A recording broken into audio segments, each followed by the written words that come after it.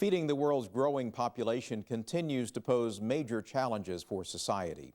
The agricultural and scientific community is conducting research that holds the promise of increased food security and improved human health.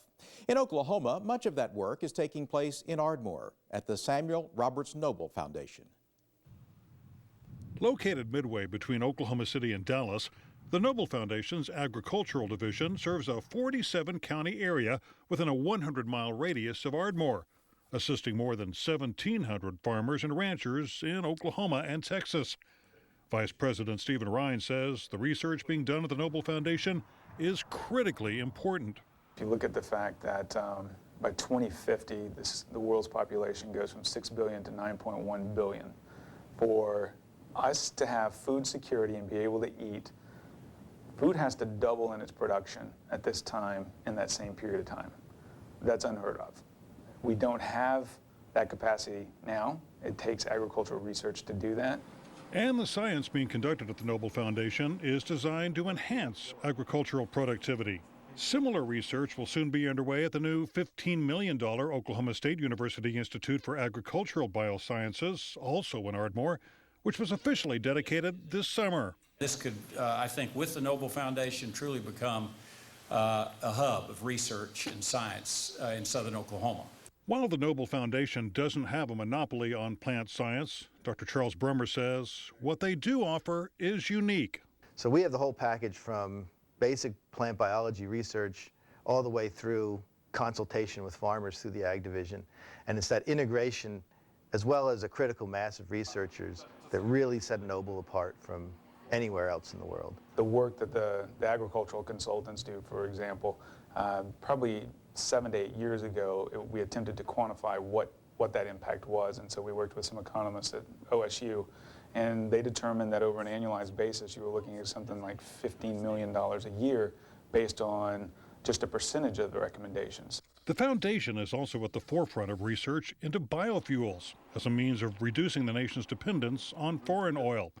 Oklahoma is expected to play a key role in creating alternative sources of fuel. Much of that research focuses on switchgrass, a perennial plant native to Oklahoma that can be converted into cellulosic ethanol.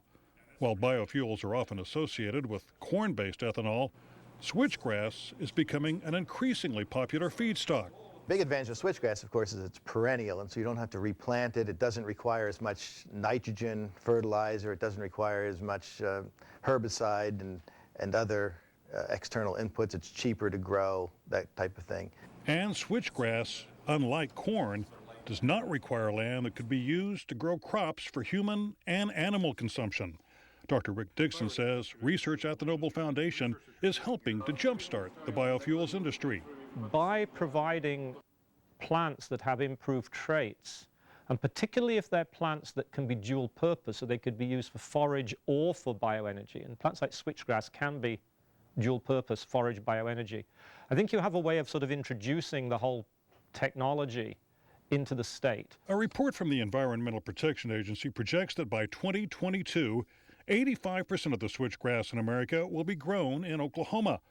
Currently, several hundred acres are being cultivated near Guymon as part of a demonstration project by the Oklahoma Bioenergy Center, an initiative combining research at Oklahoma State University, the University of Oklahoma, and the Noble Foundation. But with all of the progress, there are major problems. That initiative was a 4-year, $40 million initiative. The first year it was funded at $10 million, the next year at $4 million, and that was the last of the funding. So that's been a real challenge because the scientists are doing things, they've stewarded their money well, but really there's been no additional funds put into this. Transferring the research from the lab to everyday life is another major hurdle.